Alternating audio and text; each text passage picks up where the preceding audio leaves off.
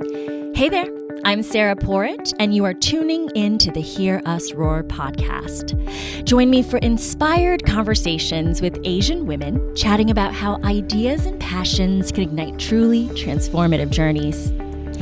And I'm back. Did you miss me?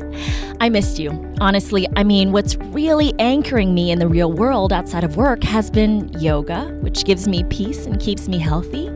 And then there's podcasting, which fuels my passion for storytelling. In case you're wondering why it took me so darn long to launch season 2, well, really there's 2 reasons. Number 1, my day job has extended into some early mornings and even some late evenings. And number 2, COVID hit New York City early and hard. As I witnessed my friends lose their loved ones and Manhattan turn into a ghost town, I was trying to find my own bearings as much as I was trying to stay respectful to the new realities of my potential guests.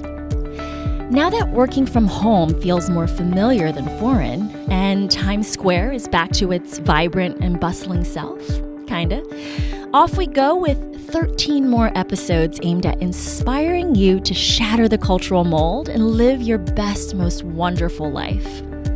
For this new season of Hear Us Roar, I'm delighted to partner with Gold Rush, a venture of Gold House. It's a phenomenal organization dedicated to elevating Asian-led businesses across the U.S. Asian American small businesses have been some of the hardest hit by the pandemic, making the exposure and community curated by Gold Rush a real lifeline for a lot of these brands. In fact, the Asian American workforce has gone from having the lowest unemployment rate to one of the highest. Season 2 will feature many of the incredible female founders within the Gold Rush family who are braving the storm. And to kick it all off, I'm excited to share with you this conversation with her, featuring Ruan, co-director of Gold Rush. Megan is the ultimate side hustler and a real guru of small business success. So whether you're looking to accelerate your own passion project or thinking about starting a business of your own, tune into our juicy conversation in 3, 2. Hey, Megan. Hi. I'm so incredibly impressed by how many things you're able to juggle and juggle so well. And I'd love to know if you can actually share with me a bit about what you do for your 9 to 5, but also what your 5 to 9 looks like working at Gold House. Sure. My 9 to 5, I am an investor at a family office. So I work for the Johnson & Johnson family on their investment team. My days are usually spent looking at different private equity, venture capital, real estate funds, meeting with other investors, finding out what industry trends are and following the markets. So it's actually perfect that that ends. The market closes at 4:30. And, when I'm not working, I spend a lot of my free time on an organization called Gold House, where I'm a volunteer and I lead a program with my co-director, a guy named Miko Chen. And we co-lead a program called Gold Rush, and it's targeted at Asian founders. So we work with the most promising and up-and-coming Asian startup founders and accelerate their businesses. So basically you're working and then you're working again. So you're never not working, basically. Is that what I'm hearing? Well, the thing is, I don't really see my work with Gold Rush as work, if that makes sense. What it is to me is more following a mission and being able to impact others in a way that also impacts me. And so to me, it's more fun than work, honestly. It's funny. I think I kind of see my 2 jobs as pretty symbiotic. Gold Rush, meeting different founders, getting to know their business models. It helps me be a better investor and build kind of a more diverse network of relationships. And my work as an actual investor gives me the tools to create the programming that's actually useful for our founders. So I actually see them as they go hand in hand. So how did you actually get involved with Gold House in the first place? How did you discover the platform and become who you are today? I got so lucky. The honest answer is I got really lucky. When I was in my first job out of college, I worked at Morgan Stanley, and I was fortunate to have a boss who was also an Asian woman. And you can imagine how rare that is in a firm like Morgan Stanley. But she really is and was a role model to me. She brought me with her to a Gold House event. They were hosting a dinner and I was completely out of my league attending. But it was such a happy event because I met two of the co-founders of Gold House and they wanted to hire me as a fellow to volunteer and help run some of the programming for Gold House. And what really drew you to their mission? I think what drew me initially to Gold House was seeing how comfortable everyone at that dinner was getting vulnerable with sharing their stories. And I think part of the reason was it was such a small group. It was so enclosed and so intimate. And so people were being really honest. But I think it was the first time that I'd been in a room full of people that actually looked like me. And everybody was being so open. And I wanted to be part of an organization that promoted that, and where all of the members and all the other people that the organization touched wanted to share their stories really honestly. I think that that's something that's really powerful. Working at Gold House is not just a side hustle. I mean, I can tell how dedicated you are. You've run such an amazing program, and I'm sure it takes up quite a bulk of your time. So when things get really busy, how do you actually balance your head and your heart, and how do you not get burnt out? It's a good question. I think burnout is real for a lot of people, especially now when everyone is home and there's literally no division between work and home. And so it's really easy to just be on your computer from the moment you wake up until the moment you go to sleep. I think for me, what prevents me from feeling a sense of burnout is that there's always someone else to help, right? There's always a new founder to meet. There's always a new cohort of entrepreneurs to work with. And to me, the constant kind of change and new faces makes it so that it never feels like what we're doing is repetitive and it never really feels like work. I don't know. Maybe I'll hit that point eventually, but right now it feels like burnout is impossible. Well, that is a good feeling to have because I can tell you that I've burnt out several times in my life. So, I mean, Sarah, this is probably me being naive. Like, I'm going to eat my words 6 months from now. But you know what? Live it up while you can, right? Yeah. Like you mentioned, I kind of end up feeling the same way where I wake up and I turn my computer on and then I go to bed and I turn my computer off. And with COVID, especially sort of that boundary between work and home and work and play even, it blurs. Do you find yourself feeling that way? And if so, do you try to provide any boundaries for yourself to kind of divide the two? I think boundaries are incredibly important. And I think physical boundaries can almost become mental boundaries in a way. So what I've tried to do is say like, okay, I'm home right now in Minnesota. And so I'm with my family and I'm with my dog. Certain rooms in my house are off limits to working. Like I will not work in my room. I will not work in the kitchen. I think those are two places that I want to be enjoying family time, or I want to be relaxing and reading a book or watching a show. And so I'm pretty careful about just making sure that I reserve space for work and I reserve space for relaxing and unwinding. And that's actually been really helpful. For a lot of people that are considering side gigs, I think the one thing that they're probably thinking they're going to sacrifice is relationships in a social life. How do you feel about that? And do you feel like your social life has suffered in any way or taken a toll because you've been dedicating so much of your time to your 5 to 9? I'm really glad you asked that question. And this is just my opinion, but if you're going to engage in a side hustle, it has to be something that is additive to your life and isn't taking something away.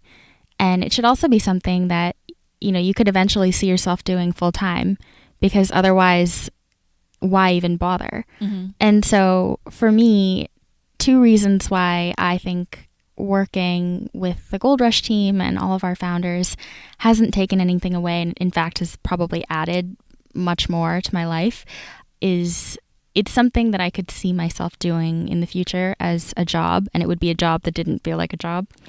And it's also given me so many new relationships. I think if anything, it's added to my social life because a lot of the founders that we work with have become friends. A lot of the advisors who we pair with our founders have almost become mentors to me. And so that in and of itself, all of those relationships are new and extremely valuable to me. That being said, I think it's really important every time you add something else to your plate to remember that, you have a past and you have people who you love and care about you that have gotten you to where you are. The good thing is, I think when you're doing something that you're truly passionate about, the people that care about you notice that.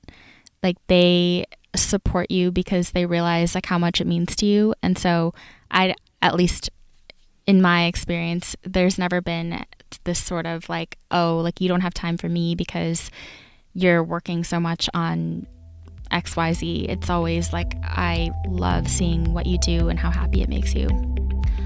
I love that Megan's friends use happiness as a barometer for her success. It really makes me think about what I would change about my life if that were to be my goal day in and day out.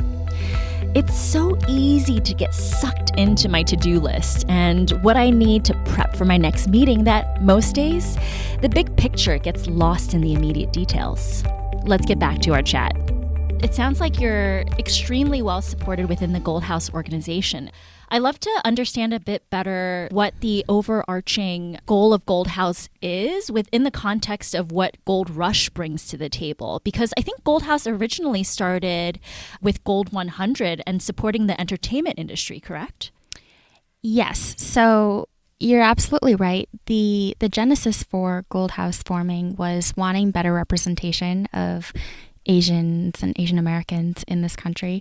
A lot of the core founding members were active in the entertainment and media space. So that is one place where we started. One initiative that a lot of people may be familiar with from Gold House is this thing called Gold Open.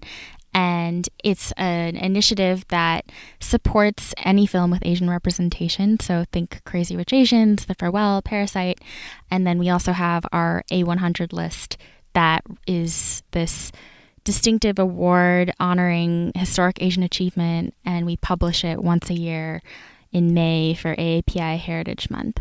I think how that translates to Gold Rush is, and this is kind of an overarching theme within Gold House, we do these things called give gets, and anyone who's ever been to a Gold House salon will recognize what this is, but instead of icebreakers, we have everyone in the room offer something to the room and also ask for something that the rest of the attendees can give them. And what this does is it kind of breaks down barriers a little bit and helps people get vulnerable and learn to trust each other more quickly. I think that is really what Gold Rush is built on, is this concept of giving and getting. Like, whatever you have to share, whether that's knowledge, certain industry expertise, knowledge of a certain type of product or a supply chain or relationships that you have to give, you're willing to offer that to the community. Simultaneously, you aren't shy about asking for what you need because that's the only way to progress. So we've tried to build everything at Gold Rush on that kind of mindset where you get what you put into it. And we think that's true for our founders. We think that's true for our advisors. It's certainly true for everyone on the Gold Rush team. I love the idea of give-get, especially since I feel like as an Asian American woman, you're prone to giving. And to me, at least, it took me a while to feel comfortable asking for anything. Have you ever experienced that? And do you feel like that's part of the reason why that give-get mentality and form of communication is so powerful? I definitely have experienced that and continue to experience that. I think, especially as an Asian female, as you said, like asking for help is not really in our nature, and it's also not really something that we're brought up to have as a go-to. I've always kind of been brought up, told like be self-sufficient, take care of yourself, take care of others, and asking for what in my mind I always thought of as favors didn't really seem to fit with that. What Gold Rush has taught me is that people want to help, and it is amazing what people are willing to do for you when you just ask, and they don't see it as trading favors. Mm-hmm. They see it as something that they're paying forward, or they are purely just doing out of the goodness of their hearts. And that's been one of the most magical things, I think, about this whole experience is seeing how generous people are willing to be with their time, with their resources, with their connections. And it's actually it's borne a lot of fruit for our founders. What exactly are the founders getting as well as giving when you're bringing them into the fold? So for the founders that are selected, they go through a 12-week program that includes one-on-one mentoring from our advisory council. They each get paired with an advisor who is their person for the entirety of the 12 weeks. They also get to experience weekly educational curriculum on a variety of founder-specific topics, things like brand building, PR strategy, how to manage people, how to fundraise.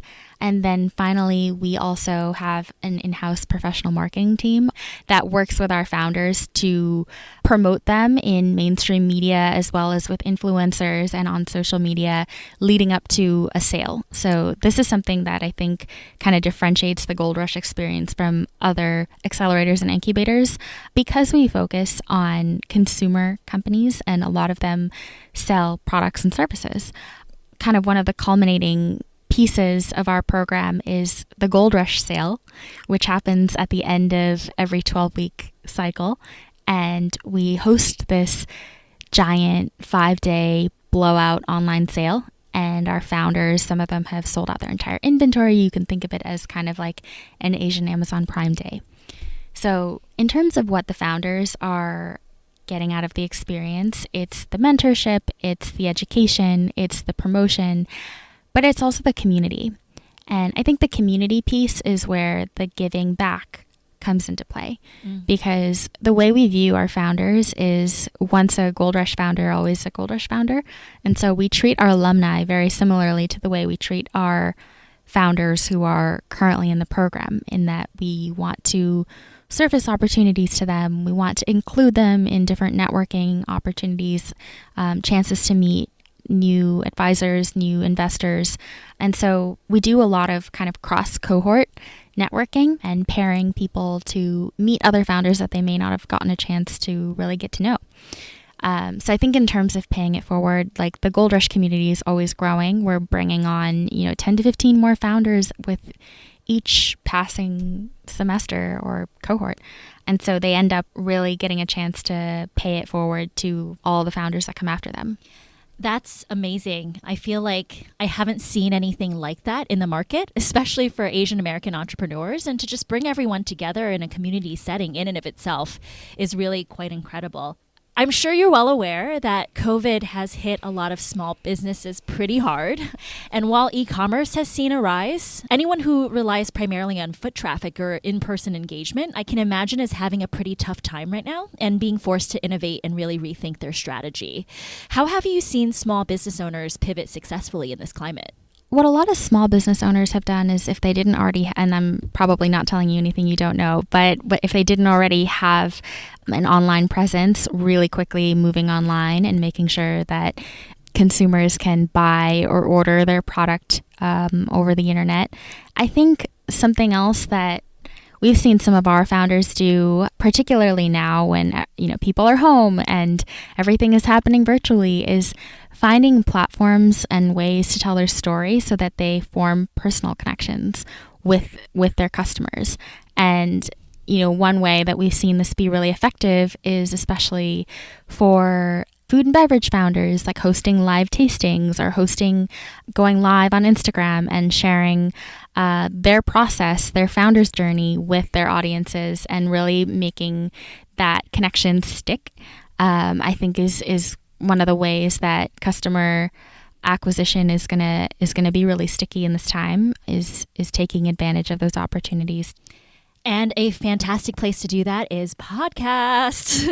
Yeah. So, yes, I'm super excited to feature some of the Gold House founders on season 2 of Hear Us Roar. So it'll be a surprise who they are, but we will be featuring a number of Gold House founders for this season, as well as not just the podcast, but also online features. So I'm so excited to be partnering with you on this. As are we. So it's obvious within the context of Gold House how important community is, and the importance of us coming together to help support each other, especially in these times of unknowns. How can consumers like me, like you, further support small business owners outside of just voting with our dollars and cents? Especially for businesses that are in their earlier stages, they really rely on word of mouth from their most loyal customers in terms of customer acquisition. And so I think, if there's a brand that you are passionate about and that you enjoy consuming, you need to get out there, tell all your friends and be their best cheerleader. I think right now, everyone's voices are kind of amplified, and just because people are paying a lot more attention to what's going on online right now purely because they have more time. And so I think putting in the little bit of extra effort to just say hey, have you heard of this sparkling seltzer brand? I think you would love it. Give it a try.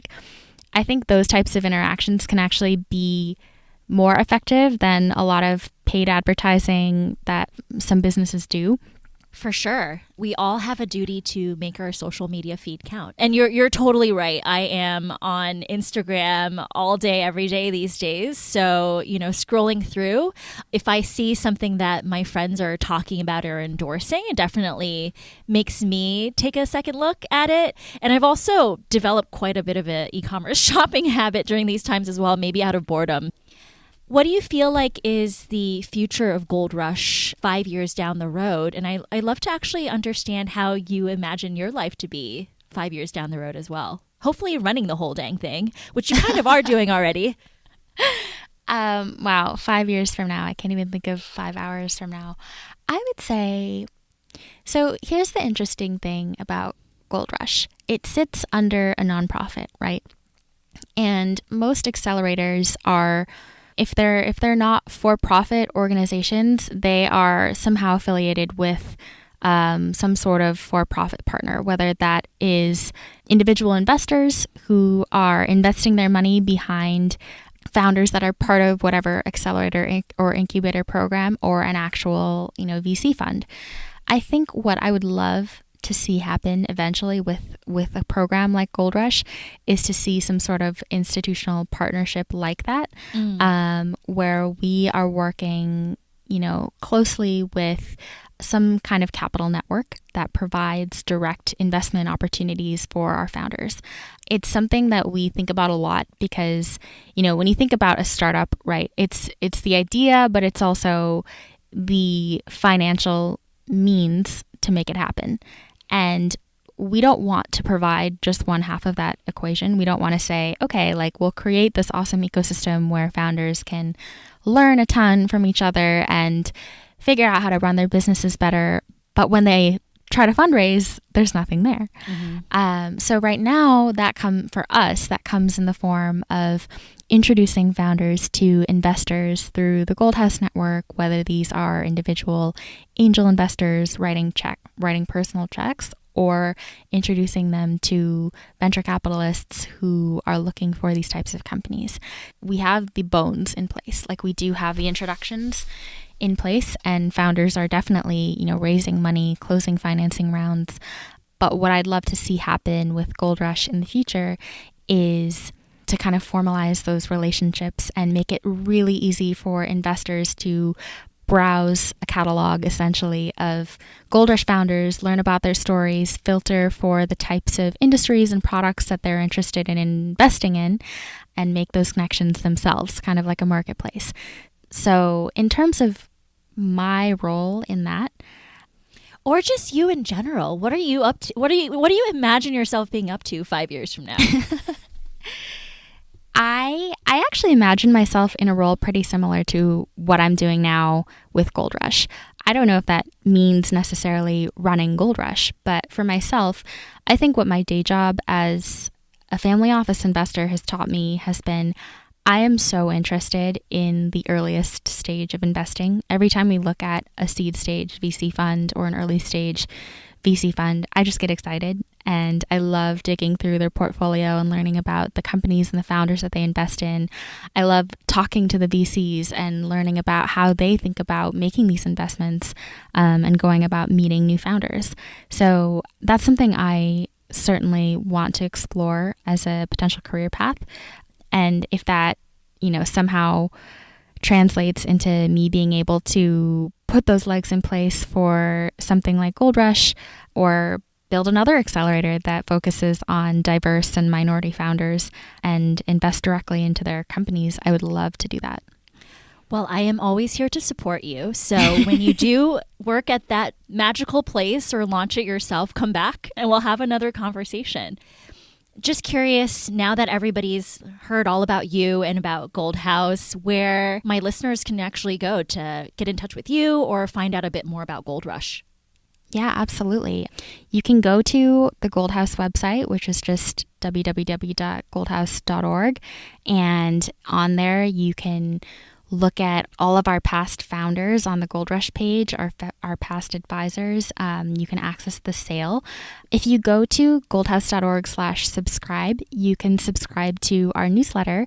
The Gold Rush newsletter is called Hidden Gold. Ha ha ha, very clever. And we publish a newsletter quarterly where we feature our founders, exciting news about their companies. We're posting updates there when we're hosting flash sales, so you can get a chance to try some of the founders' products, meet them, hear their stories, and it's just a good way of staying involved in the community. Sweet. Thank you for your time today, Megan. What a way to open up season 2. I'm so excited to talk to more of the founders and so honored and humbled and grateful to have you on the show. The pleasure was mine. Thank you so much, Sarah. And thank you for tuning in to the Hear Us Roar podcast. If you enjoyed my conversation with Megan, please comment and be sure to hit that subscribe button. Also, pop over to www.hurpodcast.com so that you can stay up to date on all the latest episodes. It's a great way for us to keep in touch so that I can continue to encourage you to see your passions blossom. I'm your host, Sarah Porritt, and until next time.